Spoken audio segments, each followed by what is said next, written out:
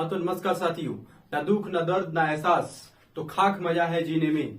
बड़े से बड़े तूफान भी थम जाते हैं जब आग लगा हो सीने में, जब आग लगा हो सुने में। जैसे कि आपने थंबनेल में ही देख लिया है कि आज हम जानेंगे 10वीं क्लास का एनसीईआरटी गणित अध्याय 8, जिसमें त्रिकोणमिति परिचय के बारे में हमको आज जानकारी लेनी है। ठीक है, तो चलिए हम स्टार्ट करते हैं। आज हम जो इस पूरे अध्याय मतलब कि त्रिकोणमिति परिचय है जो है एकदम बेसिक लेवल से स्टार्ट करेंगे, जीरो लेवल से स्टार्ट करेंगे। हम समझते हैं कि आप लोगों को कुछ मालूम नहीं है, लेकिन ये वीडियो देखने के बाद लगभग आपको सारी बातें निश्चित रूप से जानकारी चल जाएगी। ठीक है, तो चलिए शुरू करते हैं। मैं साहिल कुशवाहा स्वागत करता हूं आपको एसएसपी ऑनलाइन क्लासेस में। अगर आप ये वीडियो मेरा पहली बार देख रहे हैं, ठीक है, अगर ये आप मेरा वीडियो पहली बार देख रहे हैं, ठीक है, पहली बार देख रहे हैं, तो आप हमारे चैनल को सब्सक्राइब कीजिएगा, लाइक कीजिए, शेयर कीजिए और कमेंट करना मत भूलिएगा। ठीक है, तो चलिए हम समय न गंवाते हुए स्टार्ट करते हैं अपने वीडियो को, अपने क्लास को स्टार्ट करते हैं। तो जैसा कि आप लोगों ने देख लिया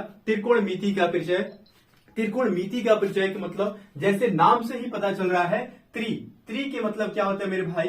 तो त्रि के मतलब तीर होता है, कोण के मतलब होता है कोण ही हो जाएगा, मिति के मतलब होता है माप। मिति के मतलब क्या होता है? माप। यानी कि 3 कोणों के माप के बारे में हम लोगों की जानकारी इसमें लेनी है। ठीक है,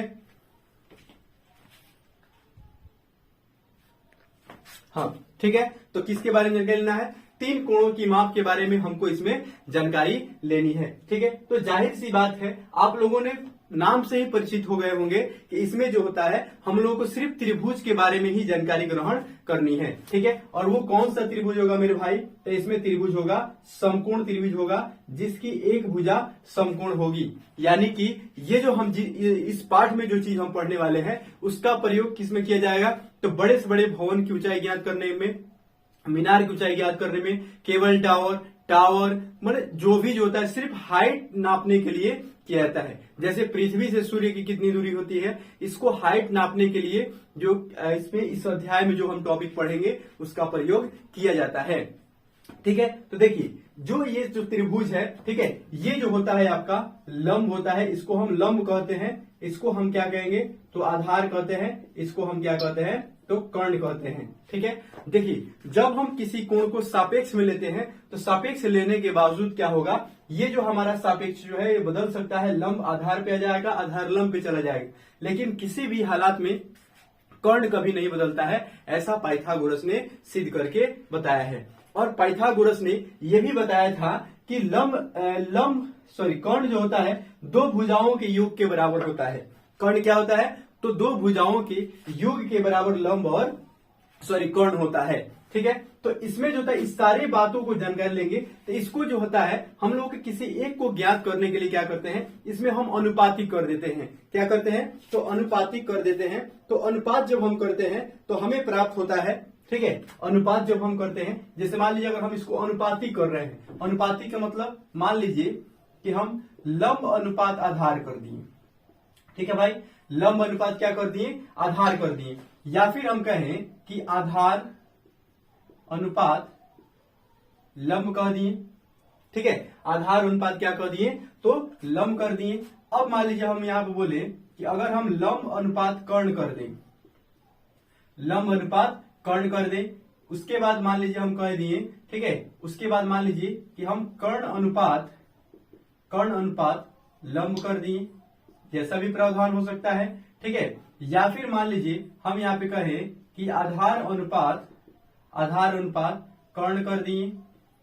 ठीक है, या फिर कर्ण अनुपात लंब कर दिए। ठीक है, या फिर कर्ण अनुपात लंब कर दिए। अब इन दो जो ये हम जो 6 देखे, 6 जो हम लिखे हैं, इन 6 के अलावा बताइए इसमें से और कुछ हो सकता है? इसमें से और कुछ तो हो नहीं सकता है ना। ठीक है, ये 6 के अलावा जो होता है और कुछ नहीं हो सकता है। ठीक है, तो इसको जो होता है ये अनुपात में यानी कि बोलने की भाषा में, बोलचाल की भाषा में अगर हम लंब अनुपात आधार कहेंगे तो ये थोड़ा सा लंबा लाइन हो रहा है। समझ रहे हैं? ये थोड़ा सा क्या हो रहा है? लंबा लाइन हो रहा है। इसलिए मैथमेटिशियन जो थे उन्होंने इस लंबा लाइन को न बोलते हुए क्या किया? एक शॉर्ट फॉर्म में नाम रख दिया। ठीक है, हाँ, क्या किया मेरे भाई, एक शॉर्ट फॉर्म में जो है नाम रख दिया। ठीक है, जैसे लंब अनुपात अगर आधार है तो हम इसको tan आराम से बोल सकते हैं, इसको tan थीटा कहिए। या देखिए एक यहाँ पे जो थीटा जो है यानी इसको क्या बोलते हैं, थीटा बोलते हैं। क्या बोलते हैं, थीटा।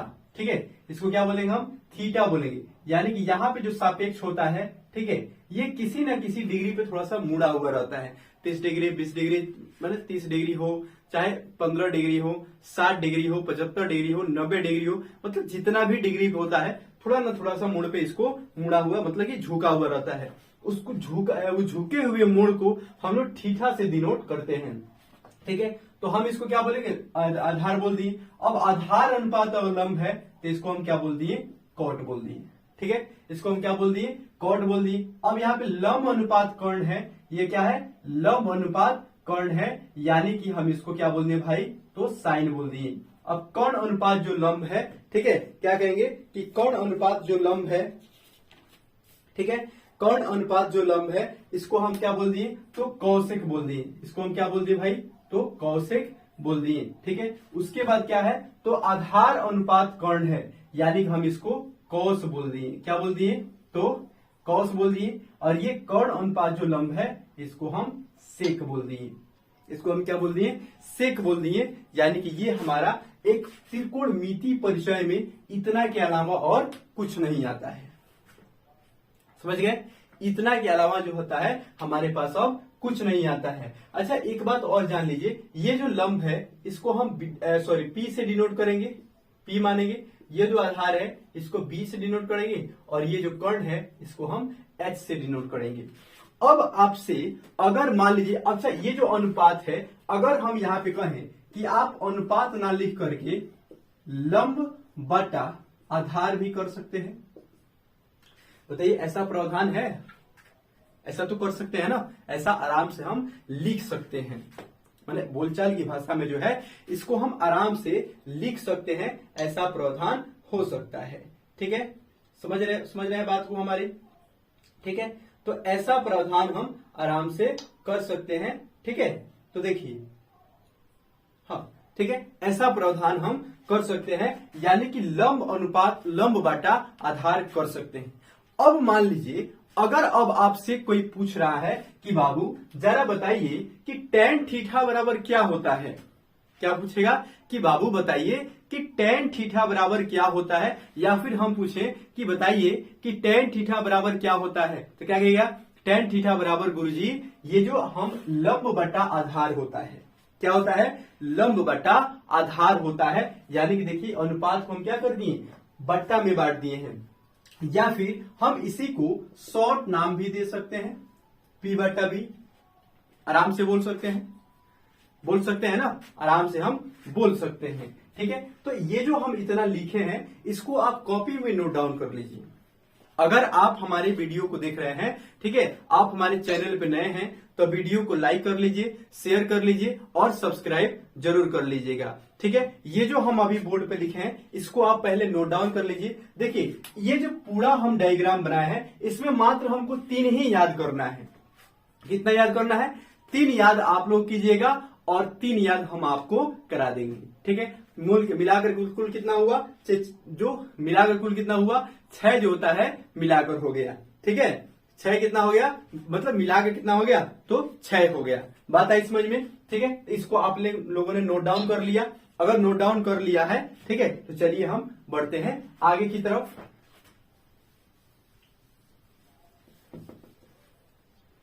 हाँ, तो जैसा कि मेरे भाई हम बताए हैं, ठीक है, हम किसके बारे में जान रहे हैं, एक समकोण त्रिभुज के बारे में जान रहे हैं। हम इसका नाम A रख दिए, इसको B रख दिए और इसको C रख दिए, जिसमें कोण B क्या है, समकोण है। तो जैसा कि हम अभी कुछ देर पहले बताए हैं कि इस पूरे अनुपाती को दर्शाने के लिए मात्र 3 ही याद करना है। 3 याद क्या करना है मेरे भाई, तो 3 याद करना है आपको साइन। अच्छा, इसमें जो होता है आप बुक में देखिएगा, कहीं पे साइन A लिखा रहेगा, कहीं पे साइन C लिखा रहेगा, ठीक है, कहीं पे साइन थीटा लिखा रहेगा। क्या लिखा रहेगा, कहीं पे साइन थीटा लिखा रहेगा। इसका मतलब क्या हुआ, तो ये जो A है हम इसको अगर सापेक्ष में लेते हैं तो ये वाला जो मान है हम यहाँ पर लिखते हैं। ठीक है। या फिर हम इसको सापेक्ष में लेंगे तो ये वाला मान जो है यहाँ पे डिनोट करते हैं, इसलिए sign A, sign C, cos A, cos सी लिखा हुआ आपको नजर आएगा। बात समझ में आ रही है? ठीक है।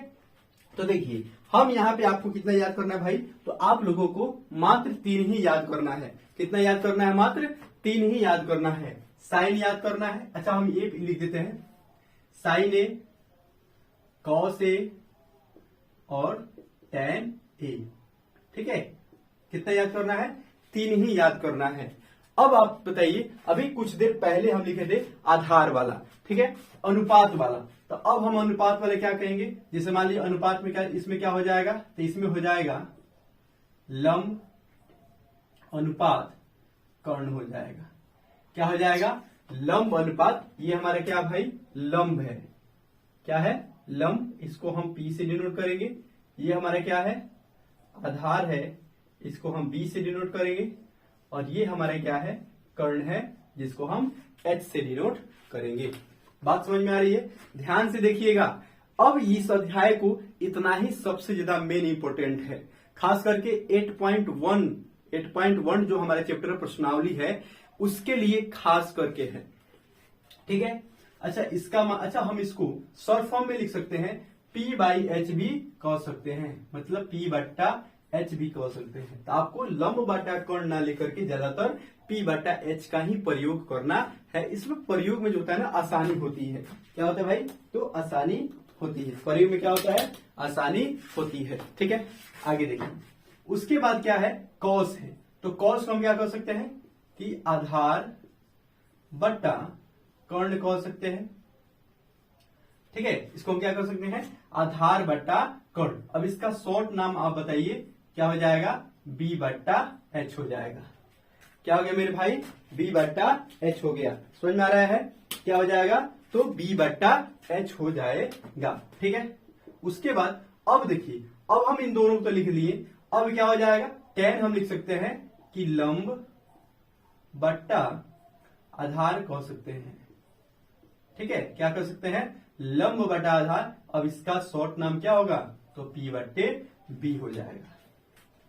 इतना समझ लिए?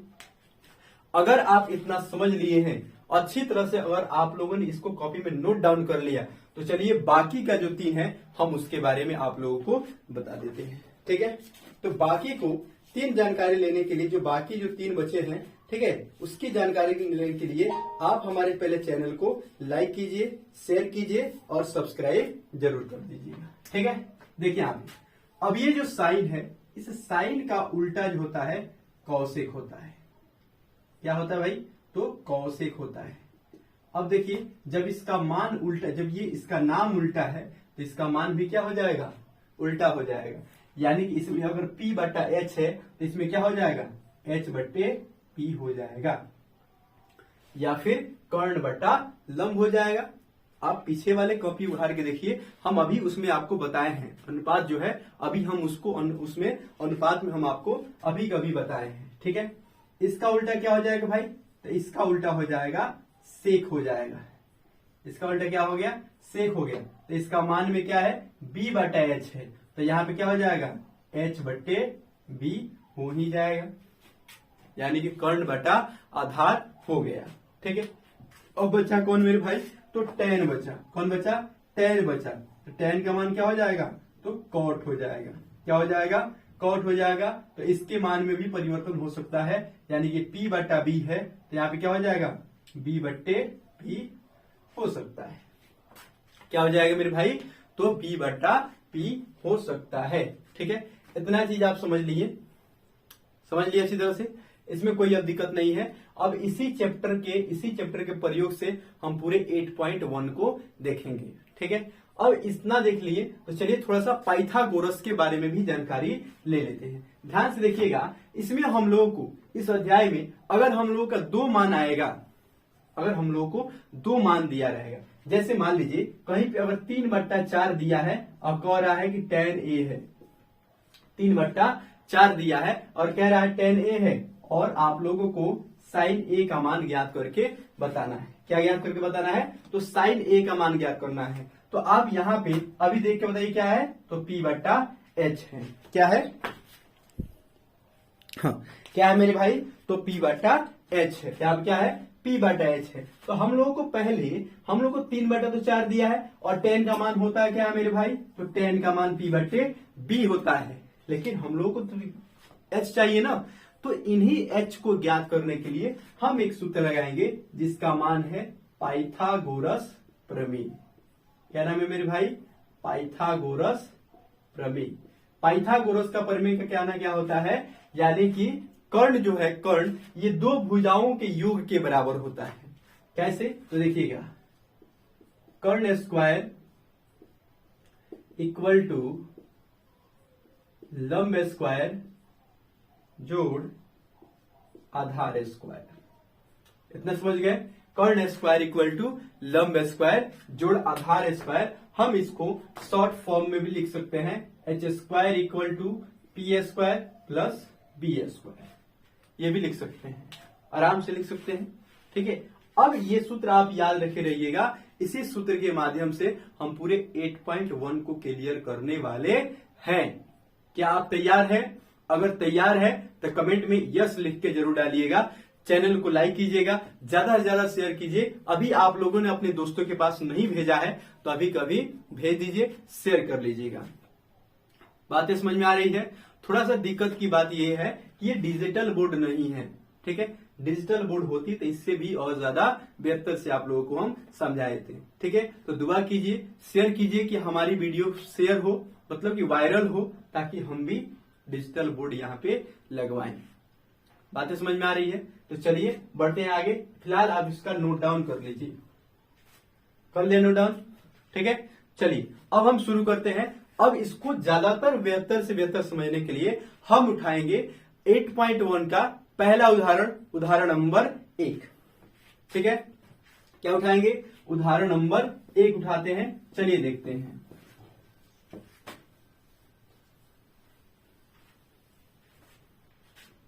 तो मेरे भाई चैप्टर क्या है? तो चैप्टर है हमारा 8.1। ठीक है, और एग्जाम्पल नंबर क्या है? तो एग्जाम्पल नंबर भी हमारा 1 ही है। एग्जाम्पल नंबर क्या है? तो एग्जाम्पल नंबर हमारा 1 है। ठीक है, तो चलिए एग्जाम्पल नंबर 1 में क्या करा है कि यदि tan a बराबर 4/3 तो कोण A के अन्य त्रिकोणमितीय अनुपात ज्ञात कीजिए। क्या ज्ञात कीजिए? कि अन्य त्रिकोणमितीय अनुपात जो है उसको ज्ञात कीजिए। कैसे? तो देखिएगा, हम मान लीजिए यहाँ पे एक समकोण त्रिभुज लिए। ठीक है, और उसका नाम हम ए रख दिए, बी रख दिए, सॉरी, इसका नाम मान लीजिए हम ए रख दिए, यहां पर सी रख दिए, और यहां पर बी लिख करके बी को हम क्या कर दिए? समकोण कर दिए। और इसमें हमको एग्जाम्पल में दिया क्या है? तो tan a बराबर 3/4 दिया है। कितना दिया है? 3/4 दिया है। तो अभी आप बैक में कॉपी जाके देखिए कि tan के मान हम क्या लिखवाए हैं? तो tan का मान हम लिखवाए हैं P/B। क्या लिखवाया है? P/B। और हमसे प्रश्न पूछा गया है कि अन्य त्रिकोणमितीय अनुपात ज्ञात कीजिए। तो मेरे भाई अन्य त्रिकोणमितीय अनुपात होगा क्या? तो साइन ए हो जाएगा, कॉस ए होगा, tan ए तो दिया ही है, कॉसेक ए होगा, ठीक है, सेक ए होगा, और कॉट ए होगा। इन होगा। अगर हम सबका मान लिखें तो ये P/H होगा, ये B/H होगा, ये H/P होगा, ये H/B होगा, और ये B/P होगा। क्या होगा? B/P होगा। अब जरा देखिएगा, हम जो tan का मान लिखे हैं ये तो P/B है, इसमें H तो है नहीं, तो H ज्ञात करने, और ये H जो है हमको इसमें H मांगा जा रहा है। ठीक है, अब हमें H ज्ञात करने के लिए क्या करना पड़ेगा मेरे भाई? तो H ज्ञात करने के लिए हमें क्या करना पड़ेगा? तो पाइथागोरस प्रमेय से, मतलब कि पाइथागोरस प्रमेय का हम लोगों को सूत्र लगाना पड़ेगा। और पाइथागोरस प्रमेय का सूत्र क्या होता है मेरे भाई? कर्ण स्क्वायर इक्वल टू लंब स्क्वायर जोड़ आधार स्क्वायर। अभी कभी बताए थे ना, कर्ण पाइथागोरस प्रमेय का सूत्र क्या होता है? कर्ण स्क्वायर इक्वल टू लंब स्क्वायर प्लस आधार स्क्वायर। चलिए इसी पे मान हम लोग को बैठा करके देखते हैं। एच स्क्वायर तो मान हमें ज्ञात ही करना है। पी का मान कितना है तो 3 का स्क्वायर हो जाएगा। बी का मान कितना है तो 4 का स्क्वायर हो जाएगा। अब मान लीजिए हम एच के ऊपर से स्क्वायर हटाएंगे तो इधर क्या हो जाएगा, रूट लग जाएगा और ये हो जाएगा 3 3 9 और ये हो जाएगा 4 चौका 16। अगर हम जोड़ते हैं तो ये कितना हो जाएगा, रूट अंडर 25, यानी कि एच का मान कितना हो गया मेरे भाई 5 हो गया। समझ गए, एच का मान कितना हो गया 5 हो गया। ठीक है, ठीक है, एच का मान कितना हो गया 5 हो गया। तो हमसे प्रश्न में क्या पूछा गया है कि अन्य त्रिकोणमितीय अनुपात ज्ञात कीजिए।